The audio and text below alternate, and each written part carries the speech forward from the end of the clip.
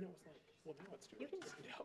So, It's not. I mean, and Okay. yes, if we want it to go to something bigger, Good evening, everybody.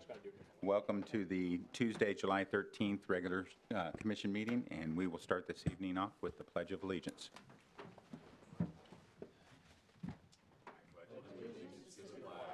Of the United States of America, and to the republic for which it stands, one nation, under God, indivisible, with liberty and justice for all.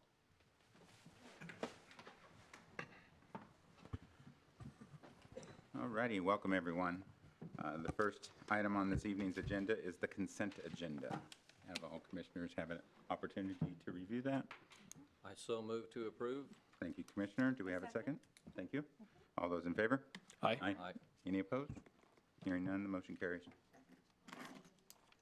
First item on our regular agenda this evening is to receive a request from the gathering to use East 6th Street parking lot on July 18th for Splash Sunday. Denise? Sure, thank you. This is a request from the gathering. They are asking to use the parking lot behind their facility over there. They close off that parking lot at the entrances from 8:30 in the morning to about 1 o'clock in the afternoon for their Splash Sunday. They have games and that kind of stuff for all the kids, and we have approved this before, so I would recommend approving that again. Thank you very much. I move that we approve the gathering's request for Splash Sunday. Thank you, Commissioner. Do we have a second? Second. Thank you, sir. All those in favor? Aye. Any opposed? Motion carries. Thank you. Next item is to consider a resolution of support for Amtrak. Kelly? Yes, thank you, Mayor, Commissioners. Good evening. Before you this evening is a proposed resolution of support for Amtrak services. This is in support of maintaining our current service, the Southwest Chief Line that runs east-west through the nation and changes in Newton, and extension of service for the Heartland Flyer Line, which currently runs from Dallas-Fort Worth and ends in Oklahoma City. You may recall we've talked about this. We've had some recent articles in the paper. There's been a lot of movement at the federal level. Amtrak has recently released their 2035 vision that is called Amtrak Connects Us. It is a plan to expand service nationwide and serve 160 additional cities that are currently not served. In the late 60s and early 70s, the Heartland Flyer line did go through and interchange with the Chief. And in the early 70s, I believe 72 was the last time that route interconnected. There have been some significant rail infrastructure improvements that need to be made along the line on the Oklahoma side and the Kansas side. Amtrak has committed to funding all of those improvements in the not insignificant number of $120+ million. And also they would pay for the first several years of state-supported service, which is what the Heartland and Chief are called. They're supported typically by ODOT, TxDOT, KDOT, just as especially when the line first opens, while you build up your ridership and revenues. All of this, of course, is contingent upon the passage of the federal infrastructure bill. And we would just hope that you would consider this resolution of support, saying that, yes, Newton is a proud rail town. We would love to have that Heartland line reopened, and we would be ready to serve those additional 100 to 200,000 riders annually should the Flyer line extend. Currently, we serve about 340,000 passengers annually through the Southwest Chief. Wow. I recommend that we adopt this resolution. Do you have a resolution number? It would be G-1248. Thank you. We have a motion Second. and a second. All those in favor? Aye. Any opposed? Hearing none, the motion carries. Thank you very much. Thank you. Next item this evening is to receive a report on ARPA funding. Donna? Well, I gave you a lot of information in the memo, and I'm not going to read it. I'll just kind of hit the highlights. The American Rescue Plan made available a total of $19.53 billion for payments to non-entitlement units. That's us. Non-entitlement areas are cities with populations of less than 50,000 or counties with less than 200,000. This money is distributed to NEUs in an amount proportionate to the percentage of overall population that we bear in relation to the total population of Kansas. That's how they came up with our figure. Our final funding amount is going to be $2,861,338. This will be delivered in 2 tranches, one this year and one next year. And we received our money late Friday afternoon. So we have $1,430,669 in the bank. In its own little private account, its own little fund, so it's all separate right now. The eligible uses, there's just a few of them, but a lot of them are, I think, are going to be kind of hard for us to pull off, but providing assistance to households, small businesses, and impacted industries, paying premium pay to eligible workers who are performing essential work, providing direct cash transfers to household to alleviate the impacts of COVID-19, supplementing the reduction in revenue from governmental services due to the COVID-19 public health emergency, making improvements in water, sewer, and broadband infrastructure. And I'm just going to kind of hit on a few of these. The water and sewer infrastructure, what they're saying you have to do, they're giving you a wide latitude, but it has to be eligible for things for the EPA's Clean Water State Revolving Fund and the Drinking Water State Revolving Fund. So you have to go through all those hoops, and it's not just anything you can imagine. They have certain things, and they're about this thick in themselves besides this. So we're looking at that and see if there's anything we can do there. Broadband infrastructure, it's designed to provide services meeting adequate speeds of 100 megabits per second, upload and download. And this is for unserved or underserved households. I don't know that we have any of that in Newton that we can do anything with, unless we maybe partner with somebody, but that seems to be kind of a tough thing to come up with also. One thing we can do is use the payments from this fiscal recovery funds to continue to provide valuable services and ensure that fiscal austerity measures do not hamper the broader economic recovery. So we can use that as a reduction in revenue or revenue that we lost during the 2020 pandemic. This can be used for charges for services, as if it was charges for services or taxes or miscellaneous general revenue. So anything that we could use that for, we can use it as loss. We can use it for these expenses.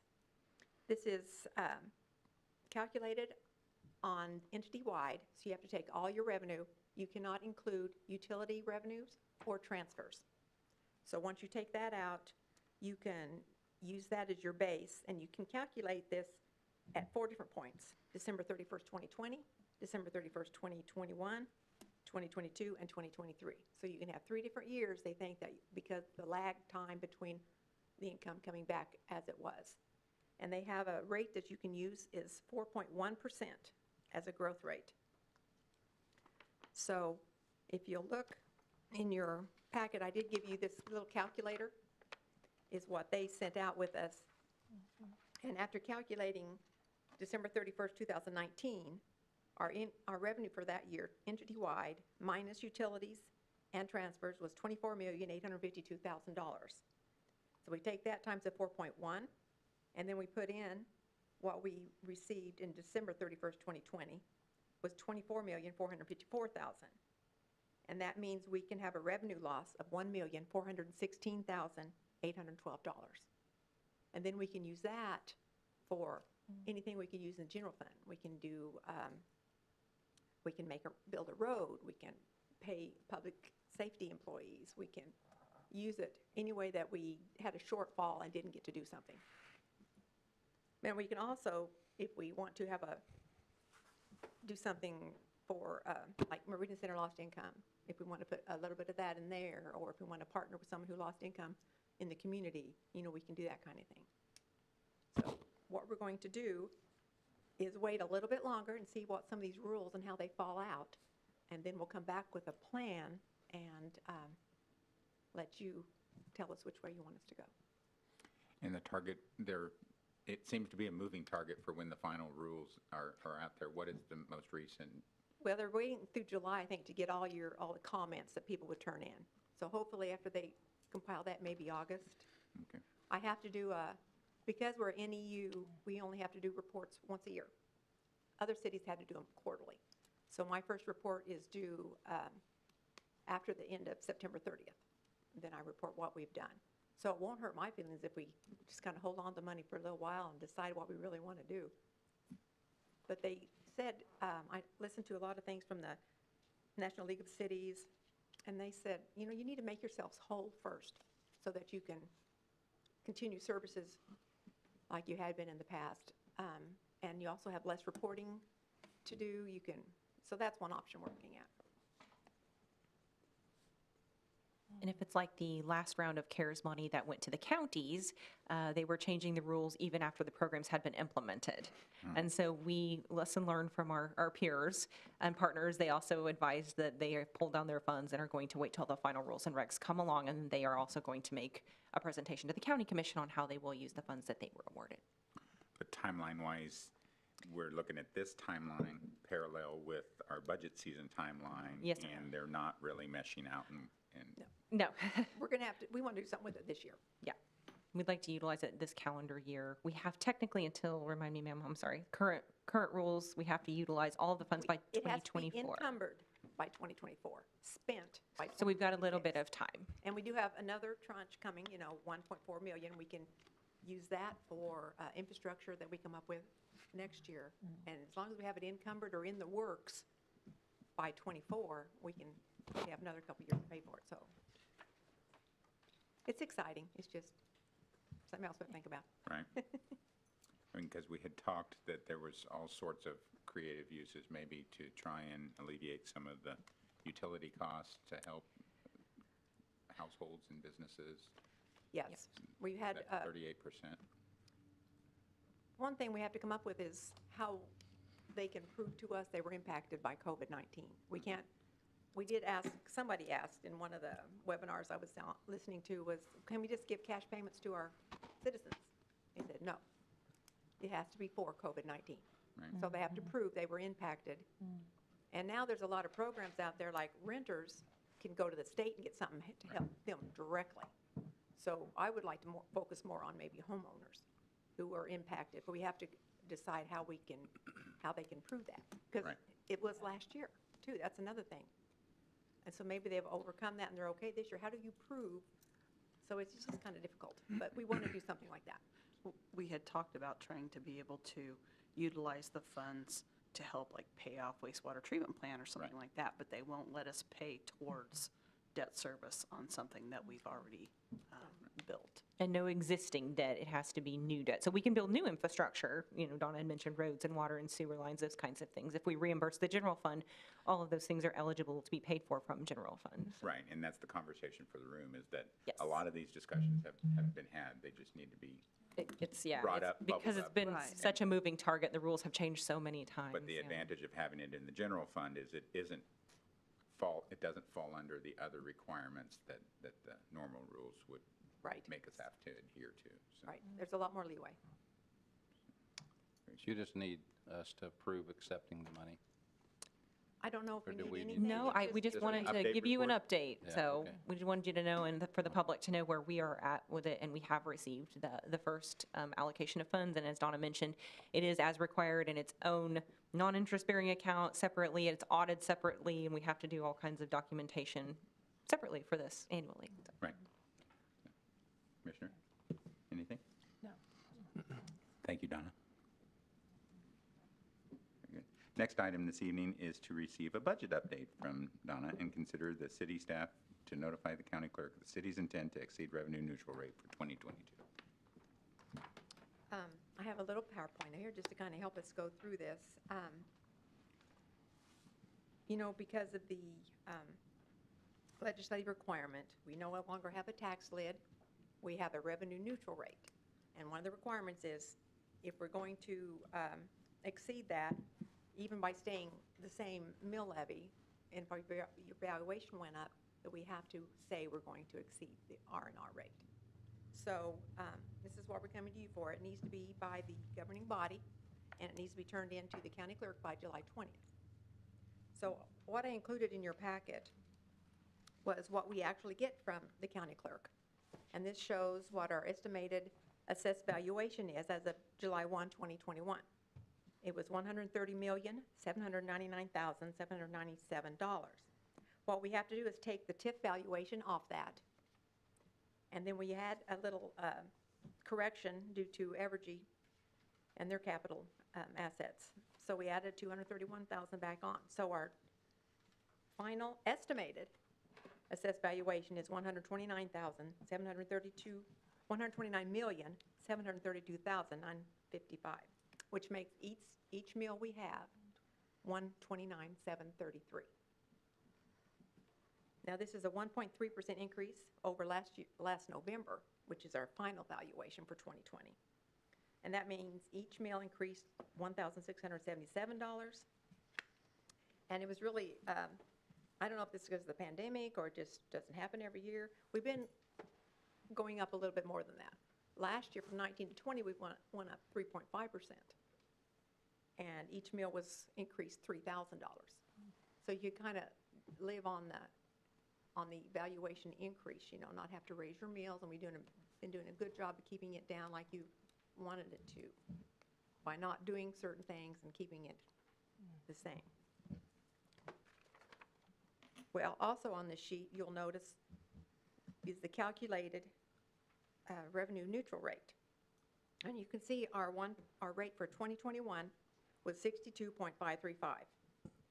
The revenue neutral rate is 61.935.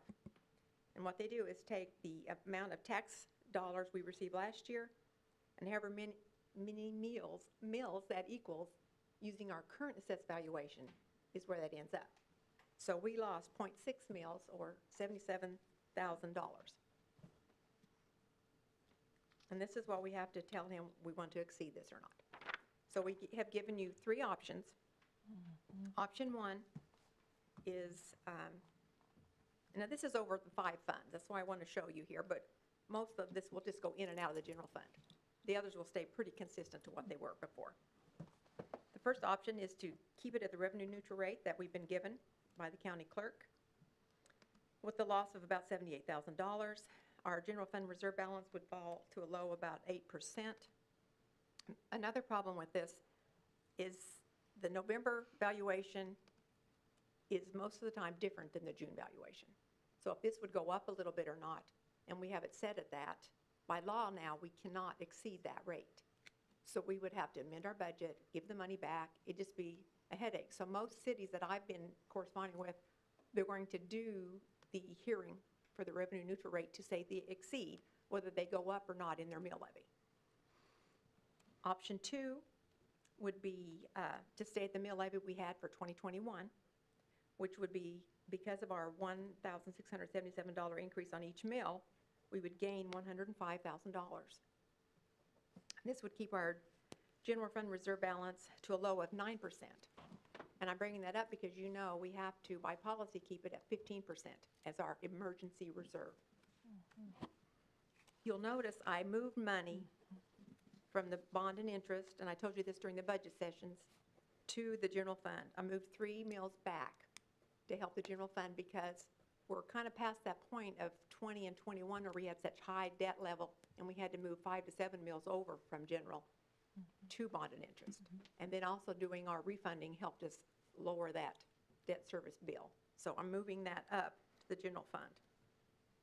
Option 3 would be to go up 3 mills from the revenue neutral rate, which is only 2.4 mills from what we had this year. It's just that extra little 0.6 in there. And this would give us a gain of $311,000. And our general reserve fund balance would fall to a low of 11,000 instead of the 15 where we need to be. 11%. Yeah, 11%. I'm sorry, Yeah. 11%. I just want to make sure we got that right. Yeah, I'm sorry, I'm looking ahead at my page here, not paying attention.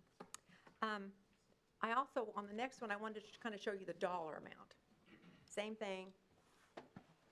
For 2021, our 62 mills brought us in $8,007,810. With our little increase, the option 2 would bring it up that $105,000 to $8,112,000. On option 3, with the new proposed mill levy, it would go to $8,424,000, which is at $311,000 in the general fund. That's just so you kind of have a dollar amount in your mind, not just the mill levy. Now, this isn't, I know I'm asking you to do this. This is not the final version of the budget. We have more steps.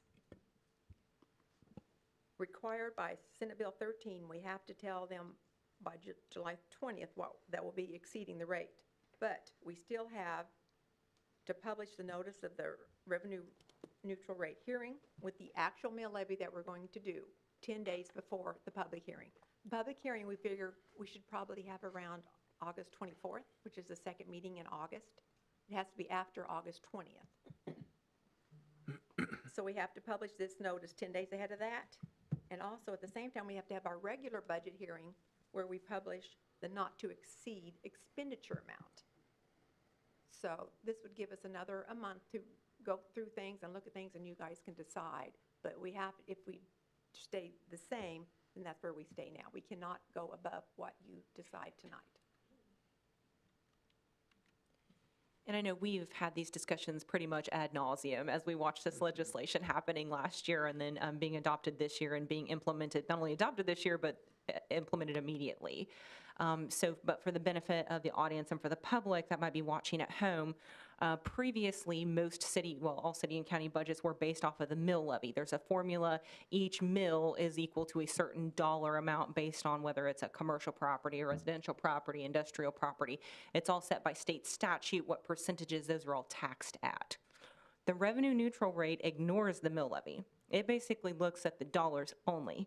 And that's what we're going off of in this new budget year. However, we still have to be compliant with the previous budget laws as well. So the revenue neutral rate says, let's say your budget for your entire organization was $1 million last year. Your budget has to be $1 million this year, regardless of what your mill levy rate is. That's what the revenue neutral rate applies to. So even if we maintain the mill levy at exactly the same rate, we will be exceeding the revenue neutral rate. And just as a reminder, again, for the benefit of the audience, we have not changed the mill levy in 3 years. If that is maintained this evening as well, this would be 4 years in a row where the mill levy has not changed, which is what this governing body promised to the public, that we would hold the line, put off unnecessary projects, refinance debt as it became available. That was one of the silver linings of COVID, was interest rates were phenomenal. And so we've been fortunate. We've been awarded several large-scale grants that helped pay for road and infrastructure improvements that we were going to need to pay for in bond. And all of those things together have been able to help us hold the line, even though we have seen these astronomical costs in commodities rates, especially this last year. No one could have predicted, I don't think, that during the pandemic, one of the results would be 2 and 3 years later supply chain issues and those costs just rising. We have not changed our budget. We have just done less with the same amount of money. So that's a difficulty going forward. And we know it's not sustainable at some point, but we also need to be super cautious of, the public's dollar, as we always are. So we would be happy to answer questions if we've missed anything. And you kind of asked what kind of prices went up. I looked at the municipal cost index, it's a composite of 3 different indexes. It's the CPI, which is the consumer, and the construction index, and then the producers index, which is your developers. And it shows that our expenses over the past 3 years have increased by 5.4%, and that's overall. We can give you little ones of concrete and this and stuff, but you have to think about everything increased 5.4%. So just for instance, we lowered our street materials in '21 by $80,000 to try to keep that mill levy flat. Well, because of the 5.4 cost in expenses, we've lost $20,000 more in buying power. And then so we're putting the $80,000 in 2022 because we need to get the work done to keep the streets where they are. But we'll not recoup that $20,000. So it's been hard, and that is just through December 31st, 2020. So, and you know what the last 6 months have done to prices for commodities and such as that. So that's one of the things we're up against. Also, like on the Parks Department, we have $150,000 in the budget to replace a playground equipment piece that's been due to replace for about 5 years. And it's getting where it's unsafe.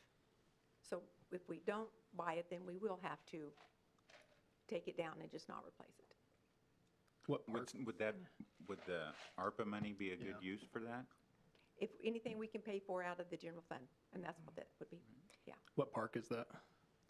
Oh, shoot. I didn't, I was I going to look knew that up. you were going to ask me. and I couldn't remember which one it was. Plumbrook is supposed to be replaced in 2021, and then This is older than that, it seems like. I'll have to get that back to you. I didn't look it up. Hondo had I it in. think that Havens was 2022, and then we had Athletic, the big playground structure by the old park shop. It's an even more expensive one. So we have several of them that are coming due that have been like a 25-year. But this is one that's replacement. 5 years old. No, Or not 5 it's years old, it was supposed to be replaced 5 years ago. 4 to 5 years ago. I It would be think it's helpful if we knew which one it Plumbrook was. Park. Yeah. I believe it's And we Plumbrook. just kind of, the similar, we're just using that as an example. We've had these projects that to be able to hold the line, we kind of, as I think you so eloquently put it the other day, we just have to push pause on some things. And we just want to make sure that those things are, while they're wonderful amenities to the community, and we know you all have prioritized that in your strategic plan, we want to make sure that we're doing our mandated jobs first, life, health, safety, welfare, public safety, those kinds of things. Those are our primary responsibilities. So whatever rate you choose to establish and adopt, please be assured that we will make sure that we stay within that, and we will bring you a prioritized list of projects that, and the dollar amounts to make sure that we can stay within that. I want to have just a few minutes. I like the saying that there is no government money, there's always taxpayers' money. And, I'm thinking about, what was the total of this? 19 billion was the total of the 19 billion. of the ARPA funds. I mean, that's 19 billions of taxpayer dollars that have to be paid back eventually.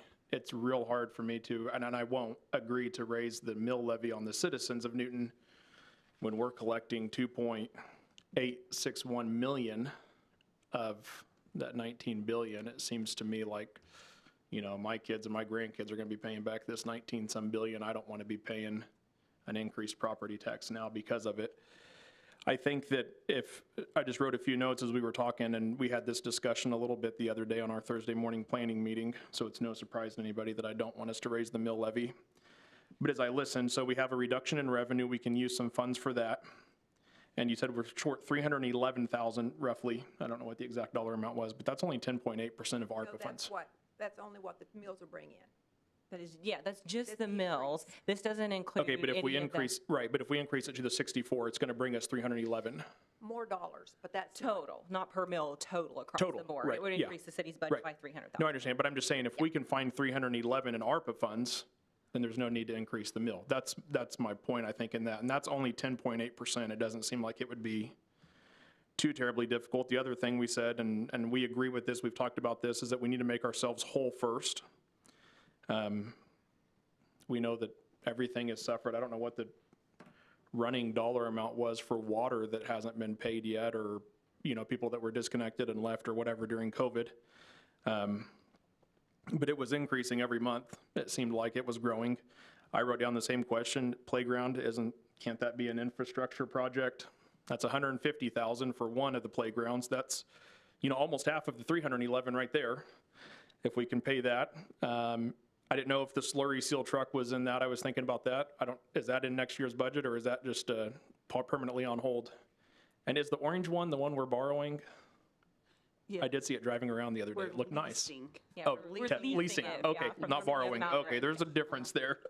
We're leasing, it was To driving Mabry, around the there's other a big day. I difference. was glad to see it out, but, so I didn't know if there was some options for that, some of those monies, or other projects related to that. And then I was wondering too, how many years have we actually made, or when was the last time we actually were at the 15% of reserve? Because me listening now to the city for 3 years, which 1 year when I was running, really paying attention for this spot, now almost 2 years on the commission, or just shy of 2 years.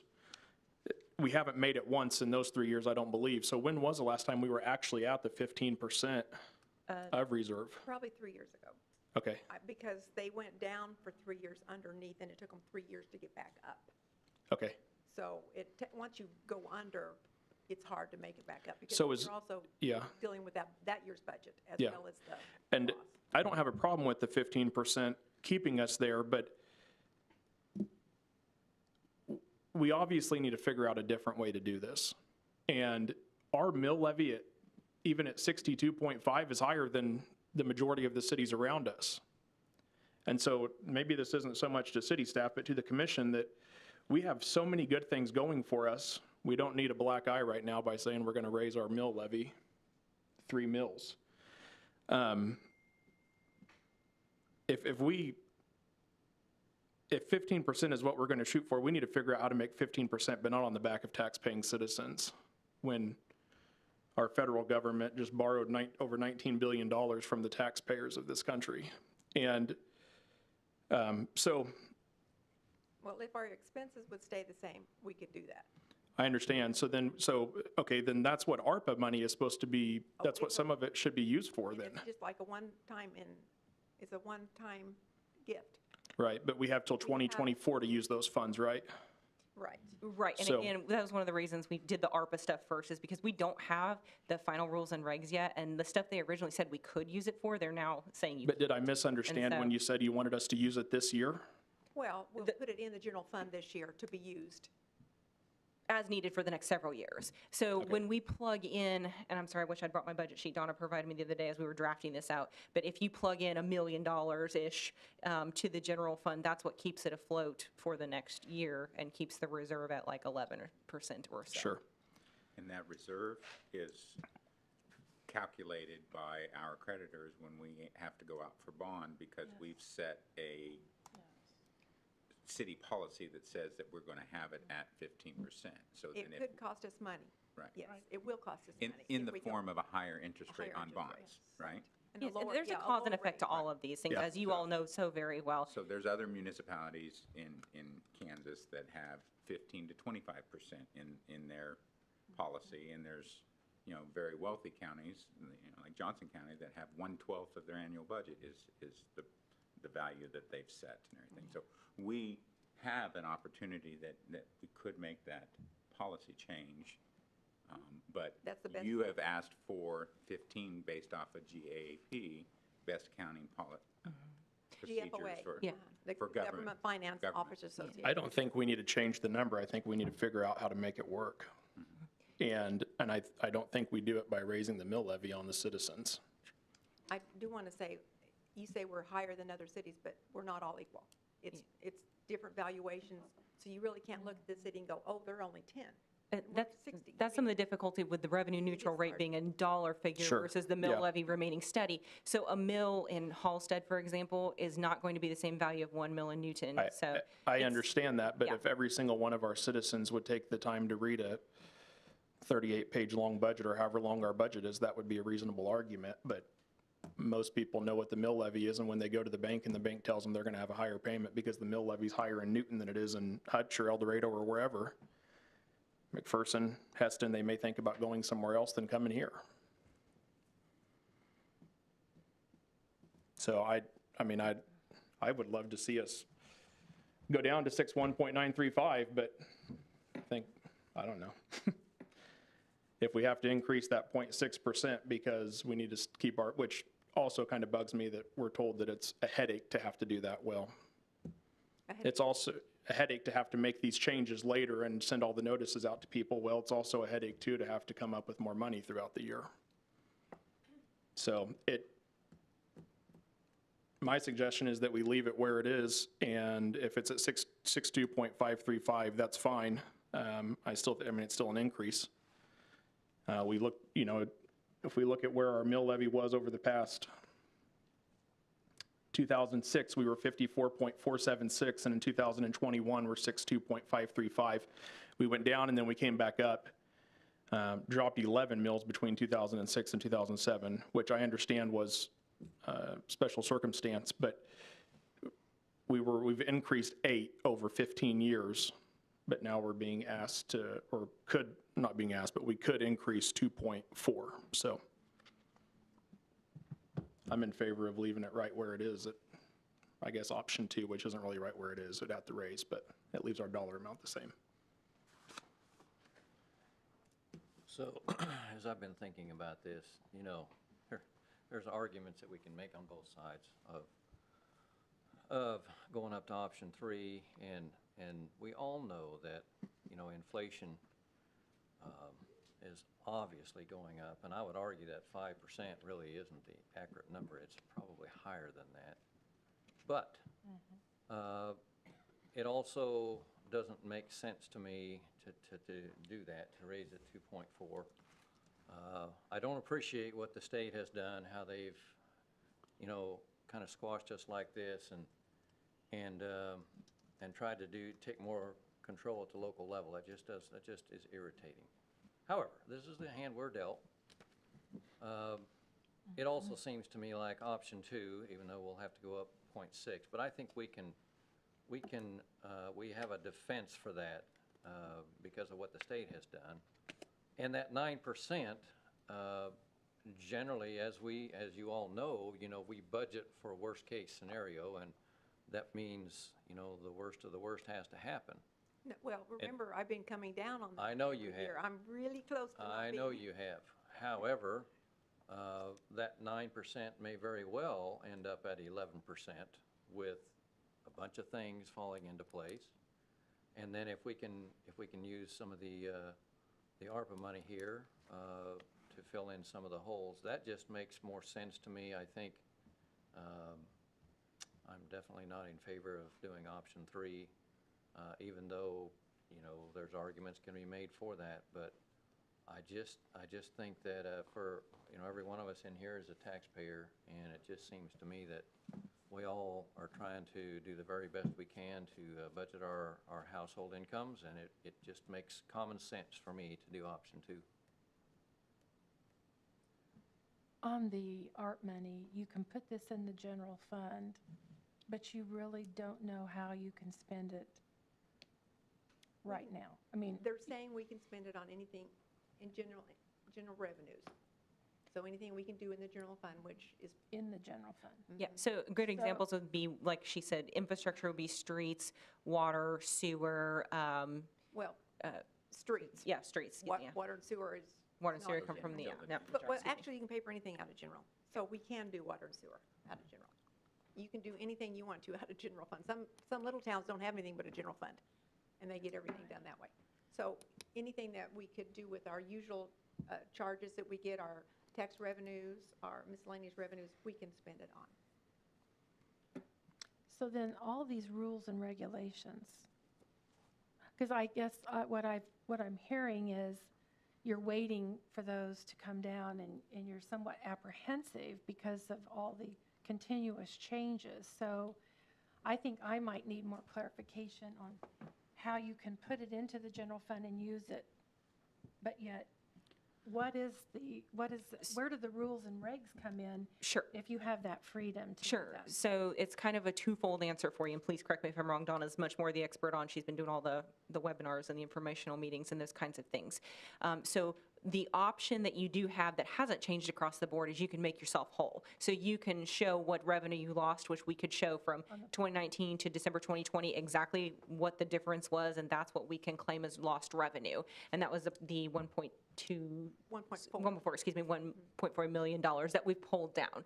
Once it's in the general fund, that's what will get audited because we've made ourselves whole. And so in the general fund, then we can use it to do projects that we did not do or that we need to do that are related to infrastructure or anything else we could pay for from the general fund. To make whole. Yes, using so, this- yes, and so the part we're a little unsure about is how it's going to be going forward. Are they going to use the same mechanism for next year? Can we just pull it down and make ourselves whole compared to, are they going to use 2019 again? Or are they going to use 2020? Are they going to use this 4% inflation rate? If not, and they say we must use it for specific projects, it'll be the ones that are earmarked, and that's what we don't know the rules on yet. Like if you can do just broadband and just water and wastewater. That's the part we're kind of holding off on.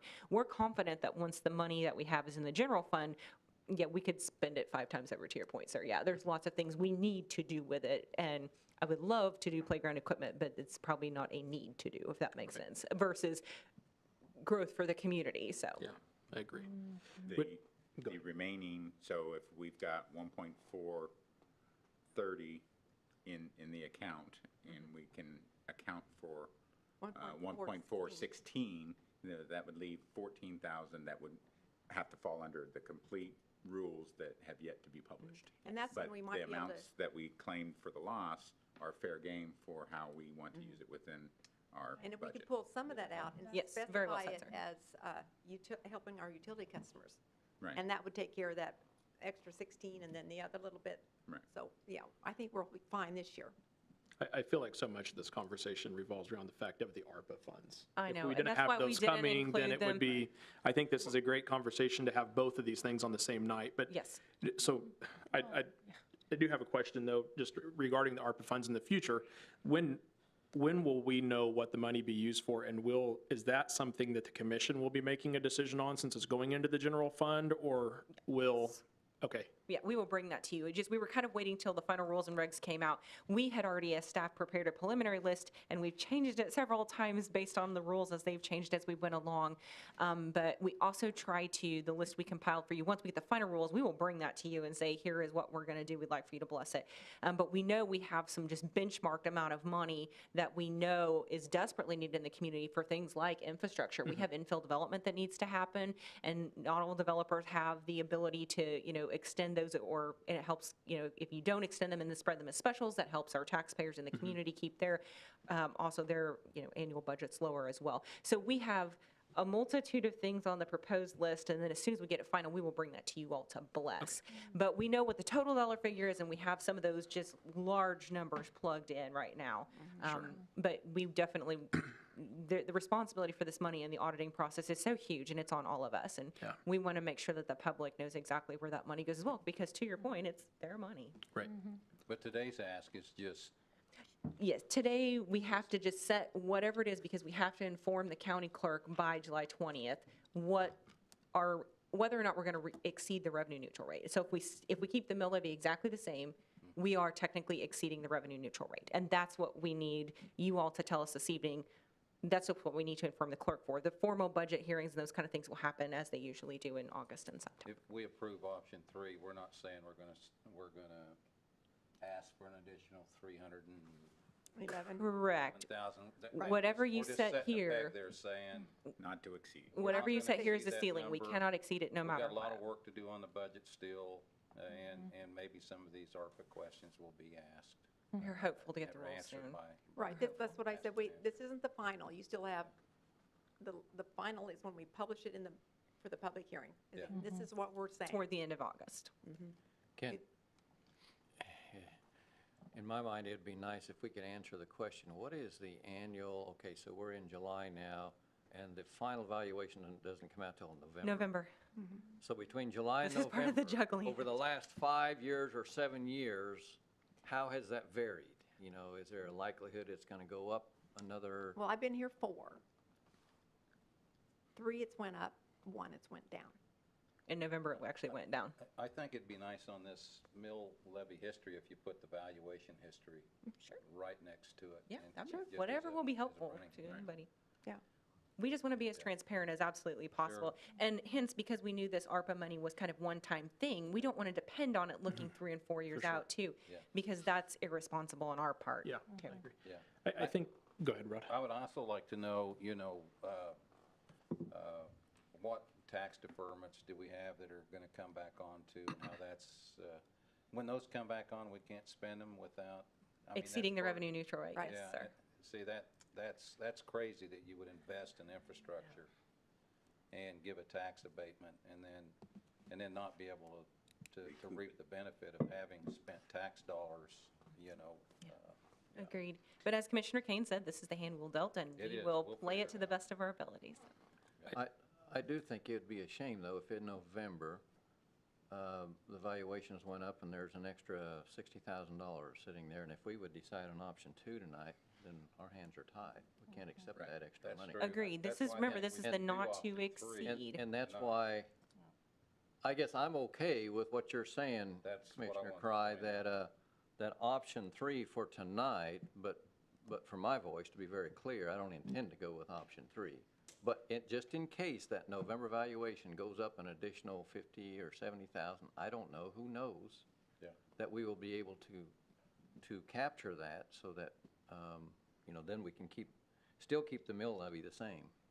Well, our strategic plan, we've always planned on taking the increase in valuation to help fund growth, And that's a And that would must. be That's option two. absolutely a must. We've done really for- a good job of that. And that Yes. would be option 2, maintaining the mill levy at what it's at and banking that the valuations would come. But yeah, for tonight, if we would do option 3 and then come back and make that decision.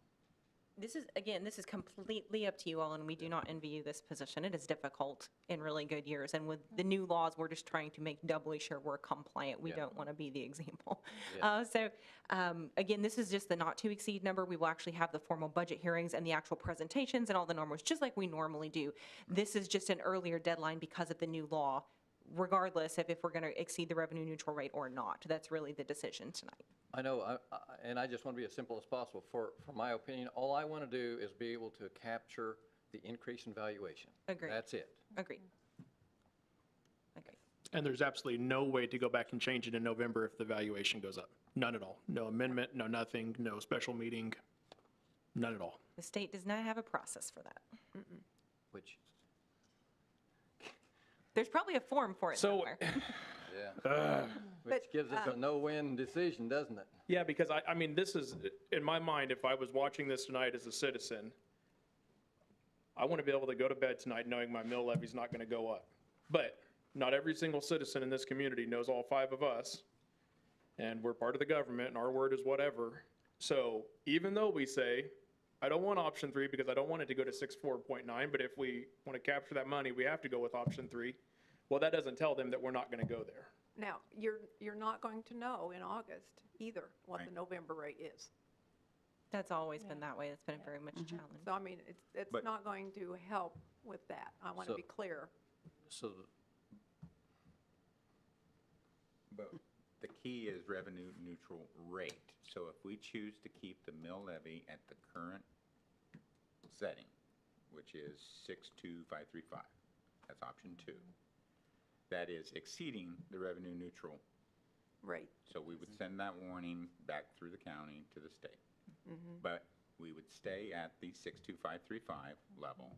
And if valuations go up in November, we've set at that level and we would be able to reap those numbers, right? That is my understanding, Yes, reading the because law. somebody You from the agree? leagues just mentioned that. He said, if there's nothing in the law that says if it goes up because of November valuations, you can't use that. Because we're setting You the don't have mill to give it levy, back. not setting the The dollar figure, right. amount. Right. So that's how we would take advantage of those increased well, assessed values off of option 2. then that means we can do Option 2. That's, yeah. And we don't have to do the option 3. Correct. If that will indeed guarantee us that we can capture that increase if there is one in November. If there is one. Yeah, yeah. It's I know never a big been, if. it's never been a lot. Yeah. Do we have a motion? Well, I just want to say that my biggest concern is that our public understands, when they hear, 1.4 million going into the general fund, the ARP money, I can imagine how that's received. I think that's where the clarity needs to be strong, is understanding, getting whole again. That part right there is important, because we can get back, we can use it freely, is what I understand. My concern was for the rules and regulations, sitting there with all this money and having to tread on thin ice on figuring out how we are going to use it. So I can appreciate the fact that that much money can go into the general fund and we can use that, so. Yeah, the big rule is, though, they want it spent. Yeah. They don't want you to put it in a reserve fund. They don't want you to save it for a rainy day. They want it spent on particularly infrastructure, capital improvements has Something been you the And did big. that's why you have the punch list that you're preparing. Yes, sir. And changing daily as the rules change. Yes. To be able to bring to us that says, these are our high-value community needs. Yes. And we know what those needs are, frankly. I mean, you all have identified those through your strategic planning process. We know it has to do with infrastructure, it has to do with housing, the ability for the community to grow because we've had such a housing shortage. We've done a really good job of creating jobs, but we have no place for those folks to live. And not just in Newton, but think about, we've talked about this recently, Amazon, 10 miles down the road, is hiring hundreds, if not thousands of people in the next 8 to 12 months. And I would love for some of those people to live here, but where? So, you guys have identified those things, and that's what we try to use to weigh, here are the allowable uses, and then we have a whole, and Suzanne has done a wonderful job of engineering the matrix for us on how we assign point values, based on, does it meet a commission strategic priority? Does it meet something that was in the CIP already? And by doing the project, we could avoid having to add it to the bond and interest fund in the future and bonding it and paying interest on it. So we have a whole litany of criteria we've evaluated these options on. We also have been putting things off for the last 3-4 years. Right. And they're Also, catching up, She has another so. list with that on it. So we have the needs list, and then we have the, the dream big list, and hopefully we'll be able to accomplish all of one list and hopefully some of another. Well, I've enjoyed the conversation. Yep. I think this is what keeps us transparent through our government. But I would like to make a motion that we accept option number 2 at the 62.535 mils. I will second that. We have a motion and a second. All those in favor? Aye. I Any opposed? And Hearing just, none. go ahead, sorry. I was just going to say, just for the record, Donna has a form that she's going to send to the county, so she might just review what would be in that form pursuant to that motion. And then procedurally, you can direct city staff to send that form over to the county. So she might just give that recap in terms of what option 2 looks like on that form. And again, this is part of the new laws. Yes. Yeah, this is just a notice of revenue neutral rate intent. The governing body of the city of Newton, Kansas hereby notifies the Harvey County Clerk of intent to exceed the revenue neutral rate. And there's 2, there's a yes and a no. The yes is, yes, we intend to exceed the revenue neutral rate of 61.935 as calculated by the Harvey County Clerk, and our proposed mill levy rate is 62.535. Correct. The date of our hearing is August 24th, 2021 at 7 p.m. and will be held at 201 East 6th Street in Newton. That's what it's, Which is City Hall for reference. So do we need a Just a motion? motion to approve that notice. City staff will get it over to the county. Sure. I would make a motion that we approve city staff to send that notice to the city, or county clerk. We have a motion and a second. All those in favor? Aye. Any opposed? That motion carries as well. And for the benefit of the public, we will still have the normal public hearings and publish notices and all the normal things, so the citizens will absolutely have that chance during the public hearing process to speak to you directly about concerns or wish list items and those kind of things. So. Thank you. Thank you for all your hard work on that, to Donna and the staff. Next item this evening is to consider an ordinance amending the city code pertaining to the required clearance height of trees in the public right-of-way. Chris and Suzanne? Yes, Commissioners, we've provided you information in your packet. We have a draft ordinance. Basically, we've just been reviewing this over the last few years and looking at trees and how they're impacted when we're trimming and the heights of vehicles and where they're headed. And this is a small change. The ordinance height that we're wanting to change over sidewalks is going from trees being, instead of 9 feet above the sidewalk, it goes to 8 feet. So we're decreasing by 1 foot, I'm sorry. And trees over streets and alleys would be required to clear a space of 12 feet over the curb. So if you're looking at kind of how it arches over the street, you're at the sidewalk, you're going to be 8 foot. Then at the curb, you're going to be 12 foot. And then at the center, it's going to be 14 feet. That's the new numbers. And it's basically decreasing everything by about 1 foot. And then there's one other change, and that is providing an exception to those height requirements for young shade and ornamental trees that would be harmed or damaged by pruning. And I believe that Chris and Matt provided a red line copy in the packet, and it shows on page 31 of 39 the exception for the pruning, and that's this would be something that would end up being reviewed by our horticulturist if they needed to. If it's a young tree that we didn't want to prune because we thought it would really harm it, then it would not be.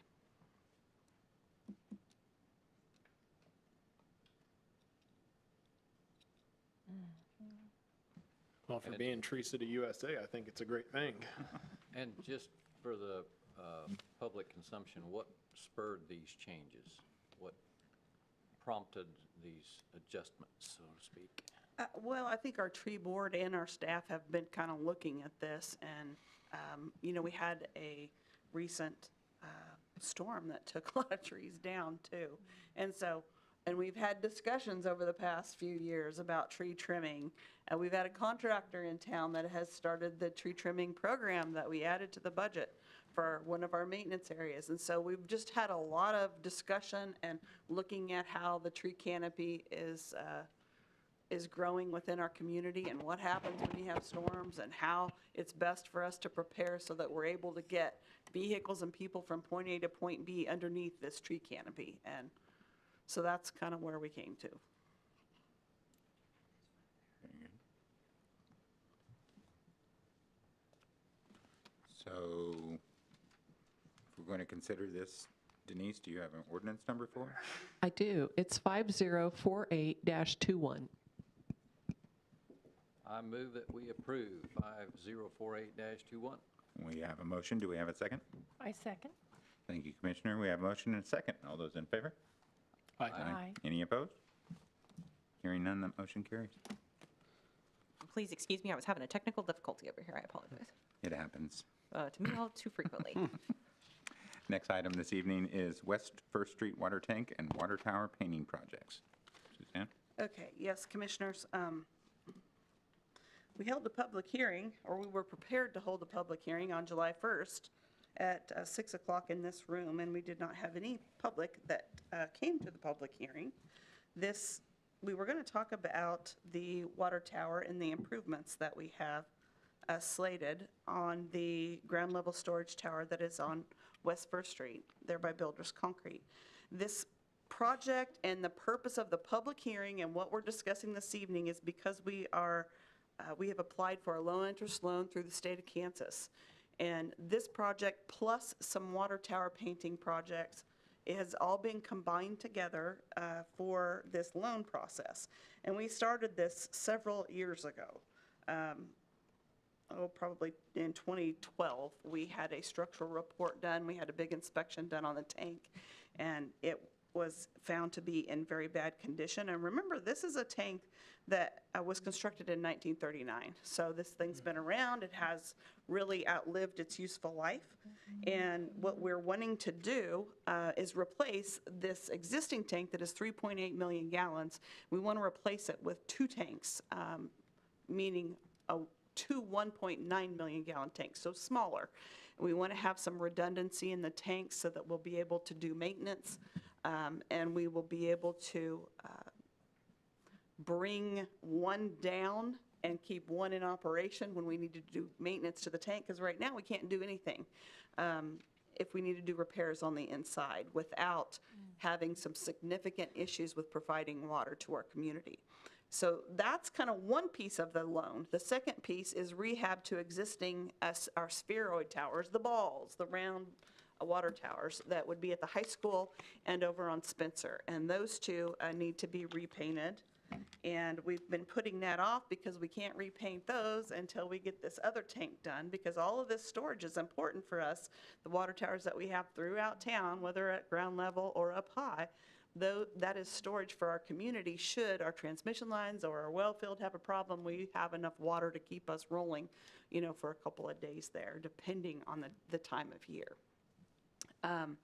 The estimated construction cost of the tank project and the two tower paintings is $5.2 million. Kelly, there we go.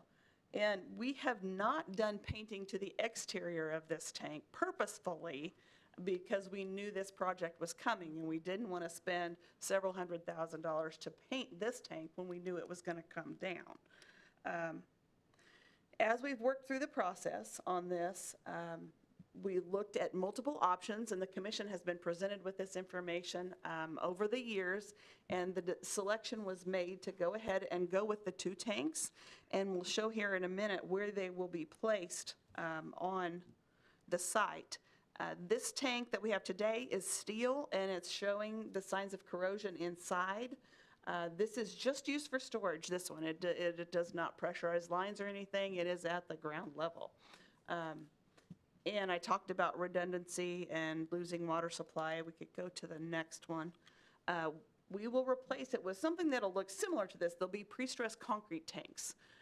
We do not want to utilize steel. We believe that it's a more economical option, and that concrete tanks provide a longer life cycle for us, and we don't have to do the painting to those as well. We may bid both options to make sure that that option comes in as the least expensive for us, but that's where we're headed when we get ready to put the project out to bid. The first tank, we will build one of the new tanks first, that is to the south of the other one, and it's shown, maybe the next slide, Kelly, yeah. It is to the southwest of that tank there, the southern tank, yeah, down in that area, a little farther to the, there you go. That's the area where the new tank will go. That smaller one belongs to BNSF. And so we'll build our new tank at this location, and Chris has worked hard with BNSF and us acquiring the land that we need to be able to build that tank. We'll build that first, and then we'll have all of the water going to that tank, and then we'll take down the existing tank and then build a new one at that site. And it'll be smaller than the existing tank, but they'll all be tied together.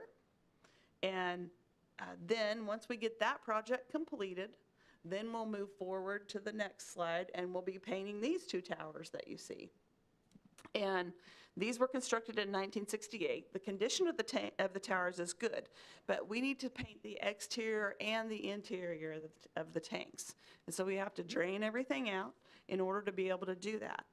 And when we can paint them both at the same time, we have some economies of scale of bringing a contractor in, because it's not just your everyday painter that paints a water tower. These guys, that's what they do, is they paint water towers. They don't go around painting other stuff. They're painting water towers. And so we want to bring that contractor in and get both the interior and exterior painted. Both of these towers are steel. And once that's completed, then we package up the final paperwork for the loan. And we are anticipating, right now, I asked at the state level, what they're seeing is around 1.5% on this low-interest loan. And again, this would be through the state. They carry the debt, and we just make our debt service payments to the state. We had to apply for this and be selected through the same program that Donna's talking about, that the ARPA funds qualify for. So it's very specific on what you can use those funds for, and this is the same qualification process. It would be a 20-year loan, roughly 1.5%, but of course the bonds haven't been sold yet, so we won't know exactly until we lock in all of the loan agreements. What we need you to do this evening is to approve the minutes for the public hearing, which basically says nobody was at the public hearing, but we were available. I sat right here waiting for about 25 minutes to see if anybody would show up. And we were prepared to present this information as well. And so if you approve the minutes, and then we would ask that you would pass the resolution that is in the packet that authorizes staff to complete the application process for the Kansas Public Water Supply Loan Fund for these projects. I move we approve the minutes. Second? We have a motion and a second. All those in favor? Aye. Aye. Any opposed? I move we approve the application process and allow you to sign off on the application for the water supply loan fund. Do you have a resolution number on that? That would be G-1249. I move we approve G-1249. That's a little easier. Yeah. We have a motion, I'll second that. and we have a second. Thank you. All those in favor? Aye. Any opposed? Hearing none, the motion carries. And we don't have to pay extra to make sure they spell our name right, correct? I hope not. Remember seeing that one down in Wichita? Yes, I do. Yeah, no, we will not have that problem. We will not. Very good. And the next item this evening is to consider a letter of intent with Building Kansas LLC to facilitate the construction of Phase 2 of Cottonwood Crossing housing development. Yes, Commissioners, I will take this one. Our development director was playing double duty this evening. I apologize, and I will be presenting on his behalf, and I will try to do him proud. Before you this evening is a request for an LOI, which is a letter of intent, and basically it's the precursor to a formal development agreement for development of the property you see on your screen here. It would be what was platted as Phase 2 and 3 of Cottonwood Crossing, which is a multifamily development. This is the current location was Phase 1. Phase 2 was kind of in this area, and then Phase 3 was slated to be over here. So the property is owned by a local developer, Mr. Al Votes, through his company White Mountain Properties, and he has formed a new development group. They are calling themselves Building Kansas LLC. Several of the partners are local, and several of them are local within a 100-mile radius. They're working on several other similar multifamily projects in this area, and I've driven around, and Zach and I have looked at some of their products, and it's very high-quality construction. We're really impressed with these folks. So before you this evening would be an LOI, like I said, the letter of intent for the development of what we're calling Phase 2, but like I said, it was previously platted as Phase 2 and 3, so it's kind of what's shown on your screen. The proposed development would meet a couple of your strategic plan goals. Goal number 2 specifically was increasing housing stock. We just briefly touched on that earlier about the importance of that for our community to continue to grow. Specifically, you asked us to actively recruit multifamily developers to increase the number of multifamily units and explore different types of incentives provided to the developers for new housing, provide support to these developers as they are seeking incentives at the state level, such as Kansas Housing Resource Corporation grants and tax credits. This is also in direct compliance with your housing strategic plan that was adopted in 2019 following our most recent needs assessment that said we were short on all kinds of housing, both rental, owner-occupied, all price points. And so we are really pleased with this proposed development. So some of the specifics that are in the LOI for you this evening. The developer is going to pledge to develop this Phase 2 area shown on your screen, including all of the remaining property within the development, and additionally, this 3.6 acre parcel, which is adjacent to, this is Fire Station number 3. And this is 26th Street. This would be 24th Street for reference. This parcel was purchased by the city as part of the build for Fire Station number 3. We have talked about multiple uses for it over the years, but frankly, we feel that the highest and best use for this would be back on the private sector side and to be included as part of this housing development. This road, 26th Street, will need to be extended across here and kind of will come up like this and will interconnect to 26th Street, which also complies with our zoning regulations stating that multiple points of exit for emergency services purposes are achieved. So in exchange for deeding the parcel of property, the developer will build the road to the city's spec and standards and will then utilize whatever property is left over after the city's right-of-way to do something else, whether it's additional housing units, they were considering a clubhouse, a playground area, something along those lines. So that will be fleshed out as part of the actual development agreement. The developer anticipates a total investment of approximately $23 million to execute the project. All design and construction services are the responsibility of the developer and are subject to the city's review and approval. Phase 2 will contain approximately 50 duplexes or 100 total housing units. Each side of the duplex is scheduled to be approximately 1,550 square feet with 3 bedrooms and 2.5 or 3 bathrooms on each side, depending on the floor plan that is selected. They will all have 2-car garages, will be universal build, slab on grade with a safe room or storm shelter built into each unit. Luxury home finishes will be included, including LVP flooring, granite countertops, stainless steel appliances, high-end plumbing fixtures, high-efficiency insulation, and windows. Each side of the unit will be valued at approximately $249,900 or slightly less, depending on the finishes and floor plans selected. All homes are going to be built to the state of Kansas Moderate Income Housing, MIH, grant process and specifications. That means they will have deeper foundations, wider hallways and doors to meet handicap accessibility requirements and energy efficiency ratings. The developer will pay for all the expenses in the development of the project area, including the cost of the public infrastructure. Again, all will conform to city specifications and standards. They will pay to install all signage in coordination with the city and our rules. Developer will comply with all state and local permitting requirements. That includes drainage. Some of that has to go through KDHEs, you may recall, when they develop those plans. Per the city policy, the developer will provide financials as necessary to the city's financial advisor. So remember, the LOI is the precursor to the development agreement. In the development agreement, it will actually show the return on investment studies. That's when we're going to, basically, this is the, if you do this, we will do this portion, and then we vet all the finances and the plans. So in exchange for this $23 million development and greatly needed homes, We will agree, the city will initiate a Rural Housing Incentive District, RHID process. We've done several of these before, but it's been a number of years. So just as a reminder, that creates a district. The district will be the same as the property you see there shown on the screen. And it is a multi-month process of resolutions and public hearings and ordinances, and it will be in partnership with our partners at the school board and at Harvey County. Basically, it provides a tax rebate of some of their property taxes to help offset the cost of the infrastructure that will serve the project area. And as a reminder, that'll be part of the development agreement, and we'll do all of the required public hearings. The developer can never recoup more money than they've invested in the infrastructure. So if it's a 25-year rebate period and at 15 years somehow they recouped all their expenses, it ends then. It does not continue. It is also transferable should they sell the properties in the future and should they wish to transfer it. The city will agree to contribute to the public infrastructure costs. We anticipate making a contribution of approximately $200,000 to assist with those public infrastructure improvements. We would initiate an application for moderate income housing, MIH, grant funds in the maximum amount of $450,000. And I apologize, that's a typo. It's not $450, it's $450,000. From Kansas Housing Resource Corporation. We have been the recipients of those in the past. The grant funds are awarded to the city, and we act as a pass-through for those funds to the developer at certain specified benchmarks in the project, such as when infrastructure is complete, we release a portion of the funds. When they receive certificate of occupancy for half the development, or for example, then we release the next portion of the funds. We would agree we would provide a credit towards inspection fees.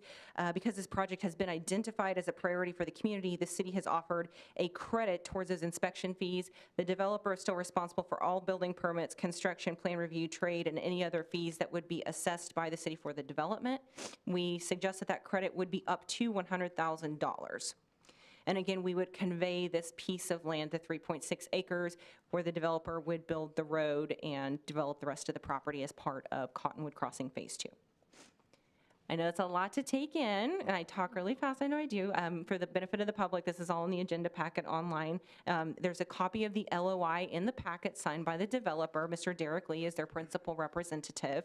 I also included, just as a refresher, a copy of the housing strategic plan, because it's been a little bit since we did that and looked at it. We try to refresh it every year and make sure we tell you what progress we've made on those items. I've also included a copy of your city commission strategic plan for 2021 through 2025. So Chris and I would be happy to answer questions as we may. So I know the ARPA funds rules aren't complete yet, but as we know now, can that $200,000 that we anticipate in contributing for the infrastructure, can that be covered from some ARPA funds? Correct, especially because it could come from the general fund if we're going to reimburse the general fund. And that was one of the placeholders we had built into on the staff side of it, because we knew this was such a high priority for you as the infrastructure to open up additional development opportunities in the city.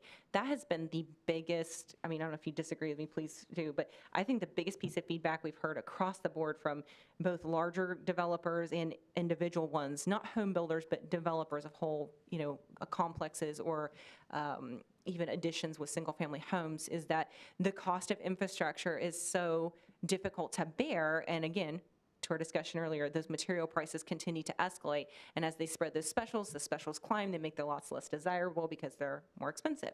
So in this scenario, not just utilizing this small amount of credit in the scheme of things towards the cost of the infrastructure, there will be no specials. So these could be sold off or rented in the future. What about the $100,000 water and sewer tap fees? The credit towards that, it would be up to, not to exceed that amount. And again, that could come from the ARPA money and or potentially the sales tax revenues. We don't want to bank on that. Right now, sales tax has been incredibly strong this year, but that's part of what's saved us the past few years, is that revenue stream as we continue to try and diversify. To Commissioner McBroom's point, we are doing our best to diversify different revenue streams outside of property tax. And these are rental duplexes? They could be rentals. They said they would be willing to also put them up for sale. But it would have to be the funds that are in the general fund. Right. It can't be counted as a water or sewer project Right. that would qualify on its own, because new development doesn't qualify under the ARPA funds. And since it won't happen this year, we have Yes. the funds coming next year that we should be able to show a revenue loss on and use some of those for that. Yeah, and to Chris's point, great reminder, these are just, again, really high-level estimates. When we do the development agreement, we will get specific costs and that, like I said, that return on investment, that's part of the statutory process, but also it's been your policy that we always look at what's going to be the ROI, not just the number, but is this a high priority and need in the community? So what you need from us this evening is to just consider that, and if we stand behind trying to get some new rooftops in this city, that we would support such. And actually to approve the LOI if you're agreeable, Yeah. but if you have any questions or Yeah. anything else. And the LOI, like I said, just leads us to initiate these other processes, including the vetting and the start of these multi-month processes. To Donna's point, the MIH funds, that grant period ends in, I think it's September is when we have to apply. And we will do that in partnership with the developer. And they won't know if they're awarded that till probably January-ish of the next year usually. Depends on KHRC and the state schedule. So there's a lot of moving pieces here, and this is the very first step, but it's a great step forward. Just a And good faith intent. this is on just both good sides. faith, and there's no obligation right now. If they decide not to move the project forward, we are not obligated to expend these funds. This is some very good work on an incredibly complex process. Thank you. So my hat's off to you all for putting We have an amazing development team, whether it's Beth and our industrial partners or, Zach and our Community Development Commission has been doing yeoman's work the last few months. Yes. So then would you like an approval from us for this LOI? I move that we approve this LOI with Building Kansas. We have a motion and a second. All those in favor? Aye. Any opposed? Hearing none, the motion carries. Thank you all very much. This is really exciting for us. Thank you. I do also want to comment on how well the new community development and economic development are working together. The more heads that get together to work on projects, I can see the outcomes are already better. So my hat's off to you too, Beth. I second that. Motion carries. With that, we now move to the Citizens Forum, and we have Pam Stevens. Good evening, Commissioners. I'm here to save you money tonight. I'm trying to tell you about a new thing that we started this year. Instead of the Main Street Mania where we do the sidewalks downtown, we decided to do something different. We saw this on the internet with another community, so we did it.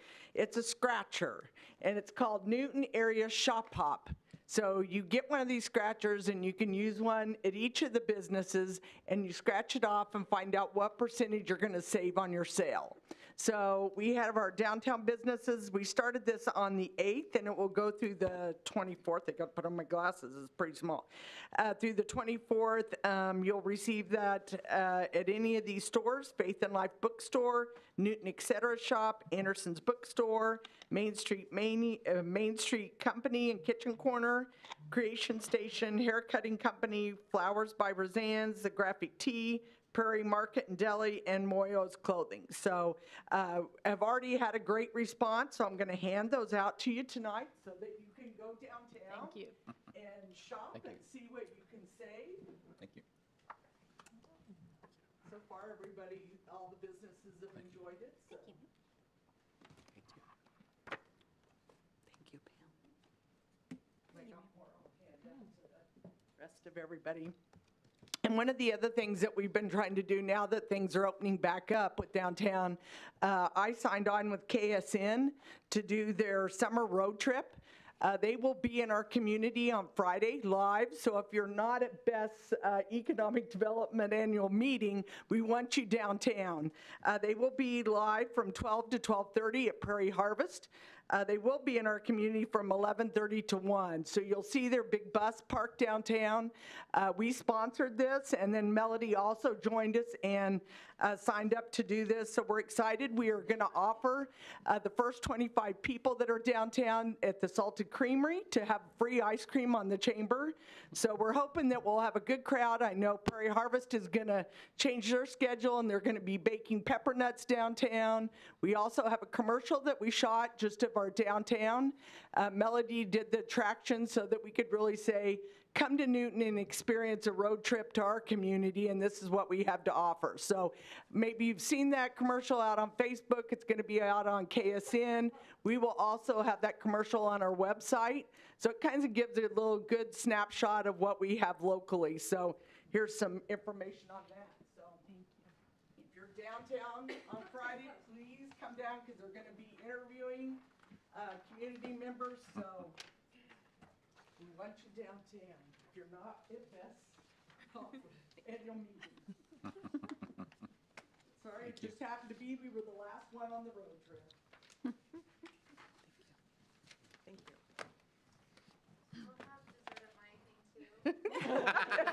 you. Free dessert with Beth. So we're excited that we're highlighting our community, and we're just trying to really open back up now that things are opening. We're still planning to do Taste of Newton. That will be Thursday, September 30th. Bethel College has assured me if anything just changes with the football schedule, we'll find something going on at Bethel. We're going to stick to our September 30th. And we've also, with KSN, that we did the commercial, we'll have a larger segment that we will do. I think it's a 3-minute segment with KSN that we'll do with Bethel College to highlight Fall Fest and Taste of Newton. So lots of great things going on. Thank you. So continue to shop local. Yes, ma'am. All right, next for the Citizens Forum, Barbara Bunting.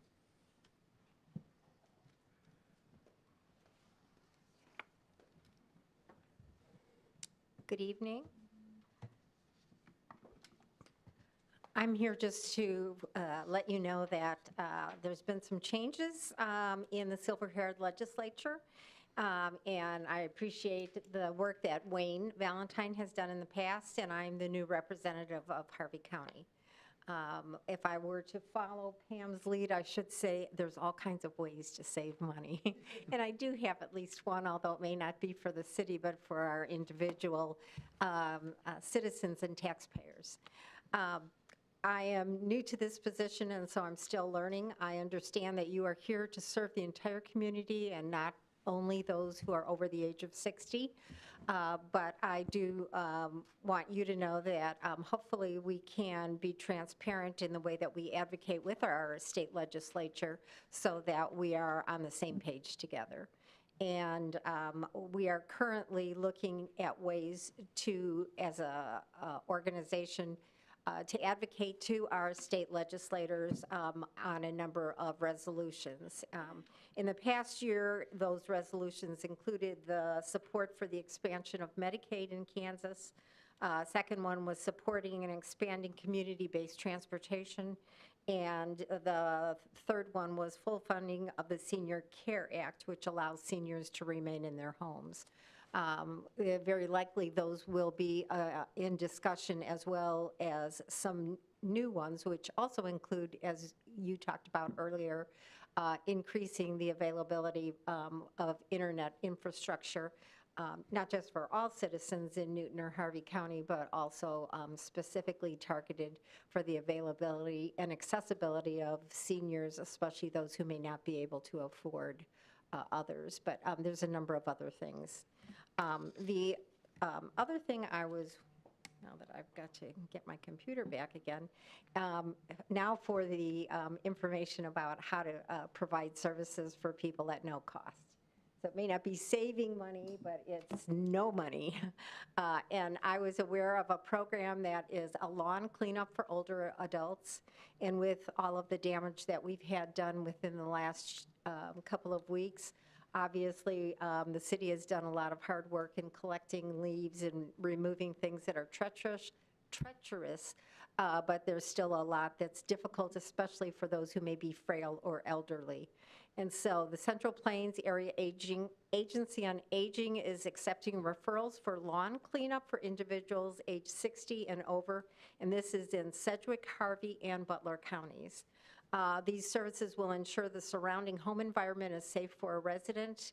The services are provided at no cost. Of course, they would accept donations. It is available to both homeowners and renters. Renters must be responsible for the maintenance of their own yards. And the continual services may be approved based on high need or high risk situations. for example, weekly mowing. And so I just emailed this to some of you who I had in my contact list already. For information, the person to call is Jenny Benitez. It's Benitez,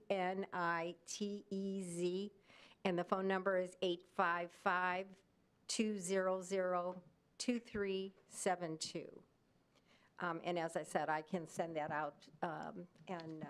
I was just made aware of the program. I'm sure that while I am honored to be working along with Robert Carlton, he and I began working together about 100 years ago at Northview. And I know that he's very capable in sharing a lot of the information and hope to be able to work along with him. I would answer any questions, but I'm fairly new to this, so I might have to guess at the answers. But appreciate your listening to me. Thank you very much. Thank you. All right, Chris, did we have a need for a session? We do. All right. And I've prepared a motion. I don't know if you want to go over around the horn. But, we don't anticipate taking any action at the conclusion of the executive session. Vice Mayor, do you have anything? I would just, since I'm the first one, I'll get to talk about Sand Creek Summer Days. What a fun event it was over the weekend. It was impressive Thursday and Friday when I was out there to see city crews going along and putting up snow fence and numerous posts being pounded in the ground and trash cans being delivered, and then to see it all be picked up on Monday. So just impressive. And I don't know if there's still some out there they're picking up today, but just impressive. And thanks to the city and the staff. So Suzanne, if you'd pass that along, just for a top-notch service in our community and something that so many people got to come out and enjoy over the weekend. Sir? I want to give kudos to the city tree picker-uppers. You know, I mean, wow. Those guys, you know, I just sat and watched them work every once in a while. I kind of felt both old and guilty at the same time. But you know, there's just limbs galore around town, and for them to be driving along, waving at people with a smile on their faces, I just think that's pretty cool. Thank you, sir. We have a wonderful team, and I know you guys would probably get tired of me hearing me say this, but we are, by our very definition, we are a service organization and entity. That's what we do. We serve the community and provide those services in hopefully the most efficient and effective manner we can. And so our people are everything, because if they didn't have that work ethic and that integrity and that servant leadership heart, we would not be able to do what we do. So thank you. Yes, sir. Suzanne? Yeah, I would tell you, this year is the year that Plum Brook Park gets replaced, the playground equipment, and next year is Havens Park. And the last time it was replaced, or it was actually put in, was in 1996. So that's the biggie for next year. Also, wanted to tell you that limb cleanup is complete now. We finished today. Good job. We ended up bringing in a contractor to help with one area because we do have some street maintenance we'd like to get done this year, and we just were afraid we weren't going to get there. So we pulled in a contractor for one little area, the contractor that had helped us with some of the tree trimming. So we already had, you know, some pricing in there. And that will now allow us to begin at the beginning of August with cleaning up all this junk at the curb. And that's with our bulky item stickering program. We're going to have stuff start to go out in water bills. Aaron has prepared some good information to give out to the public. And there is a lot of stuff sitting at the curb that didn't have anything to do with a storm, that if a bulky item has not been called in on it, it's going to get a sticker on it. So that's coming soon. And we have storm sewer projects going down on 14th Street. We've had utilities in the way everywhere. We have the overlay program that is going on now and our slurry seal program. So please, anybody that you're talking to, ask them to be patient when they are seeing contractors and our crews in the street. We're trying to improve all of this infrastructure for our citizens. Well, first of all, thanks to our city staff. Appreciate all your hard work on this budget, all this information on this revenue neutral stuff that is so new to all of us, so thank you for that. I would echo Commissioner Kry's comments with regard to the tree limb cleanup. That has been something to watch, seeing trucks all the time, everywhere. So that has been good. And then last but certainly not least, I just want to say how thankful and proud I am of our PD, fire, and EMS. We live on 12th Street, and every time you all fly by, the Valentines pray for fire at EMS and the PD. And Sunday, I know there were at least 2 calls out within 20 minutes. And then Monday, and then again today. And so you people have been very busy just on that, in that area. And we are so grateful for your response. We always pray for your safety and your safe delivery. The people that you serve will be in compliance with you, and those that are not necessary in the mix will step aside, and that you will just have the wisdom and the skill to do what you need to do. So I know you've made calls elsewhere, but we've taken note of the calls that you've made, and we're so thankful for your services. So our hats are off to you. Thank you for what you do. Yeah, I want to echo the city staff. When I drive around, I'm in my truck most of the time, it seems like, and even if I don't know some of the city staff, I try and wave at them and make eye contact and get a smile because, you know, they're so very important to us. And I also want to say on summer days, I enjoyed watching the fire and EMS people out there with their fire extinguisher and showing little kids how to use that when there's a fire. And then I also like the Newton High School robotics team showing off their stuff there. You know, we've got some real diamonds in the community here in a variety of ways, and our education system is one of them too. So it was good stuff. There's been a lot of hard work to get us to this point. The pool's almost done. The long-rumored, much-wanted Freddy's is now open. You know, a great thing about Freddy's is that they hired 70 people. You know, that's just great. We have Ember Hope just ribbon cutting today on their new in-treatment resident facility. So there's just a lot of great things going on, and Newton's just a great place to be. So with that, we need a motion to go into executive session. We do not anticipate on taking any action. And I would suggest 8:50 reconvening. That provides us with about 20 minutes. All right, Okay. thank you. All right. I move that the city commission recess into executive session to receive legal advice from counsel. The justification for closing the meeting is to consult with the city attorney to discuss matters privileged under the attorney-client relationship. Time and place at which the open meeting shall resume is 8:50 p.m. here in City Hall and Commission Chambers. We have a motion and a second. All those in favor? Aye. Motion carries. Thank you.